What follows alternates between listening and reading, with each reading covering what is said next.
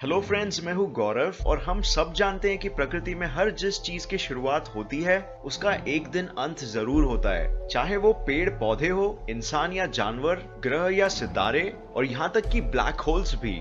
लेकिन ये इंसानी फितरत है कि किसी भी चीज की मृत्यु को जन्म की तरह सेलिब्रेट नहीं किया जाता है, जबकि दोनों प्रक्रियाएं प्रकृति के लिए एकदम नेचुरल है। पर हम काफी बार इसके बारे में सोच के ही घबरा जाते हैं और यहाँ तक इस पे बात करने से भी कतराते हैं। लेकिन एक चीज जरूरी है जो हम सबके दिमाग में एक ना एक बार जरूर आया होगा, एक प्रश्न कि मौत के बाद आखिर होता क्या है।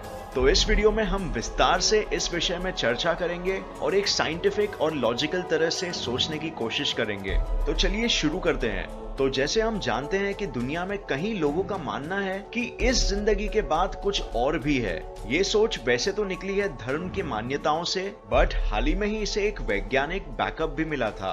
कुछ साल पहले थोड़े रिसर्चेस किए गए थे जर्मनी में, जिसमें कुछ अजीब सी चीजें डिस्कवर की गई थी।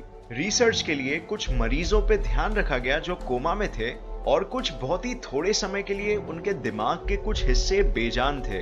इनके दिमाग में पूरी तरह कॉन्शियसनेस नहीं था। ठीक होने पे इन्होंने कुछ ऐसे एक्सपीरियंसेस डिस्क्राइब किए जो थोड़े विचित्र थे। इन्हें बाद में कहा गया NDE यानी नियर डेथ एक्सपीरियंस। ये एक्सपीरियंसेस इशारा कर रहे थे जिंदगी के बाद एक आफ्टर लाइफ की। स्टडी के हिसाब से 50% लोगों ने अपने नियर डेथ एक्सपीरियंस में बताया कि उन्हें पहले से ही पता चल गया था कि वो मर चुके हैं। 56% लोगों के लिए ये एक खुशी से भरा अनुभव था। 24% लोगों ने आउट ऑफ बॉडी एक्सपीरियंस किया, यानी वो अपने शरीर से बाहर आके अपने कमरे के ऊपर से अपने आप को ही देख पा रहे थे। और 32% लोगों ने किसी मरे हुए इंसान से बात की। इसके अलावा कई मरीजों को दूर से आती हुई तेज रोशनी दिखी, अपने मरे हुए पूर्वज दिखे और कभी अचानक से खुशी महसूस होती या फिर कोई डर। लेकिन ये स्टडी अपने आप में पूरी नहीं थी और जैसे हम जानते हैं कि किसी भी चीज को सच मानने के लिए विज्ञान उसी चीज को अलग अलग जगहों में और अलग अलग लोगों से दोहराता है। तो ये स्टडी को वापस दोहराया गया UK, US और ऑस्ट्रिया में। इस बार पेशेंट्स की संख्या ज्यादा थी और अलग अलग रिसर्चर्स इस पे काम कर रहे थे। तो रिसर्चर्स में पता चला कि मौत कोई एक घटना नहीं है बल्कि एक प्रक्रिया है। एक प्रक्रिया जो शरीर में कई घटनाएं जैसे बहुत से महत्वपूर्ण जगहों के कोशिकाओं के मरने से होती है। पर इस प्रक्रिया को सही ट्रीटमेंट्स की मदद से रिवर्स भी किया जा सकता है और वही डॉक्टर्स की कोशिश रहती है।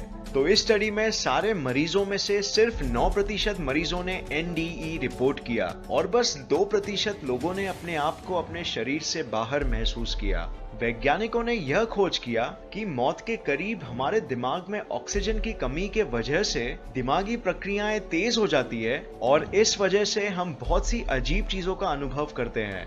मरते वक्त यह पाया गया कि हमारा दिमाग रेम इंट्रूजन स्टेज में चला जाता है, जहां हमारी इंद्रियों से आती हुई जानकारी मिक्सअप हो जाती है और हम एक तरह से हेलुसिनेट करने लगते हैं। और क्योंकि ये सब हमारे ब्रेन स्टेम में होता है, इसीलिए अगर दिमाग के बाकी और हिस्सों में जान नहीं भी हो फिर भी हम इन्हें महसूस कर पाएंगे। इसके अलावा मैक्सिमम लोगों द्वारा देखी गई तेज रोशनी का कारण ऑपरेशन टेबल के चमकीले लाइट्स पाए गए, जो काफी ऑब्वियस था। और शरीर से बाहर आने के अनुभव को टेस्ट करने के लिए मरीजों के ऑपरेशन टेबल से थोड़ा ऊपर एक चिट्ठी रखी गई थी जिसमें कुछ लिखा था, ताकि अगर वो शरीर से बाहर निकल के ऊपर से अपने आप को देख सके, जैसे बहुत से केसेस में बताया गया है, तो वो चिट्ठी को रीड कर पाएंगे। बट ऐसा कभी हुआ नहीं, कोई भी वो चिट्ठी पढ़ नहीं पाया। इसके बाद कुछ और रिसर्चर्स दोहराए गए और रिजल्ट्स हमेशा कुछ ऐसे ही आते।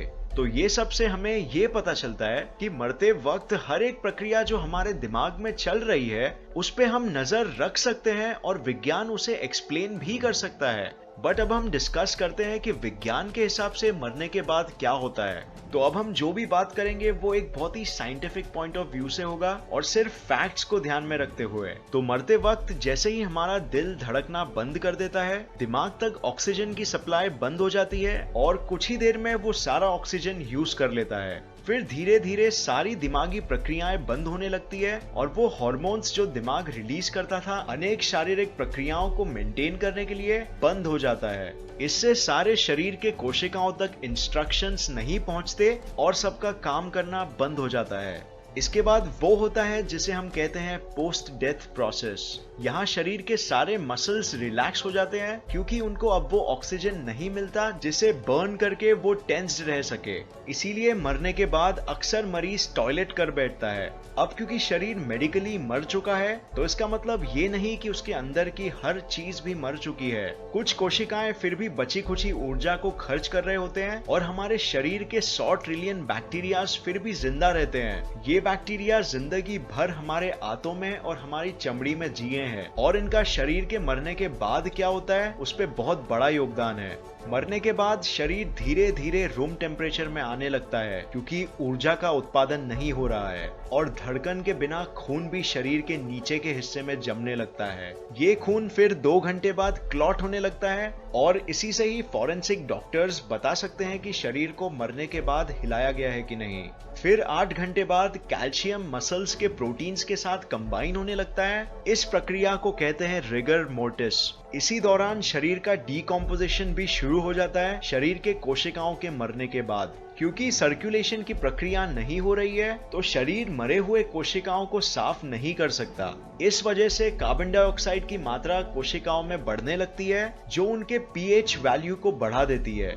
इस वजह से सेल मेम्ब्रेन्स यानी सेल्स के दीवार कमजोर होने लगते हैं और अंदर के फ्लूइड्स को बाहर रिलीज करने लगते हैं। फिर ये फ्लूइड्स और एंजाइम्स बहुत से रिएक्शंस करने लगते हैं जिससे शरीर का रंग बदलने लगता है और अलग अलग टाइप के गैसेस उत्पन्न होने लगते हैं। फिर दूसरे या तीसरे दिन बाद प्यूट्रीफैक्शन की प्रक्रिया शुरू हो जाती है जहां हमारे अंदर के बैक्टीरिया ऑर्गन्स को खाने लगते हैं। पैंक्रियाज के एंजाइम्स जो खाना डाइजेस्ट करने में मदद करते थे वो अब खुद अपने आप को ही डाइजेस्ट करने लगते हैं पेट के बैक्टीरियाज के साथ। इस प्रोसेस में बहुत सारा गैस रिलीज होता है जो 2 केमिकल्स प्यूट्रेसाइन और कैडेवरीन के साथ एक लाश को उसकी टिपिकल गंध देते हैं। इसी दौरान शरीर का रंग ग्रीनिश से पर्पल होने लगता है जो आखिर में ब्लैक हो जाएगा। यही बदबू फिर कीड़ों और मक्खियों को आकर्षित करती है जो शरीर में अंडे देने लगते हैं।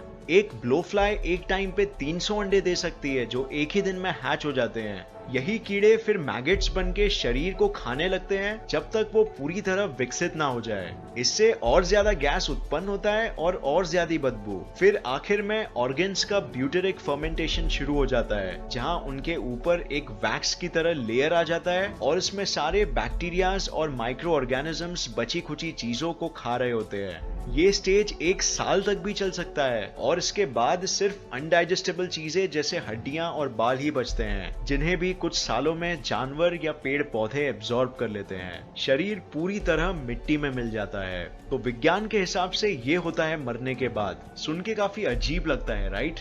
यही चीज हमें शायद सोचना पसंद नहीं, इसीलिए हम आफ्टर लाइफ में बिलीव करना ज्यादा पसंद करते हैं। तो फ्रेंड्स, आपकी क्या राय है इस विषय में? क्या आपको लगता है कि मरने के बाद एक आफ्टर लाइफ होती है या नहीं? कमेंट कीजिए नीचे, हम जानना चाहेंगे। अगर आपको ये वीडियो पसंद आया तो इसे लाइक और शेयर करना मत भूलिए और ऐसे ही साइंस वीडियोस के लिए इस चैनल को सब्सक्राइब करके नोटिफिकेशन बेल ऑन करना मत भूलिए। और मैं आपको नेक्स्ट वीडियो में मिलूंगा ऐसे ही किसी इंफॉर्मेटिव वीडियो के साथ। तब तक के लिए देखते रहिए और सीखते रहिए। जय हिंद।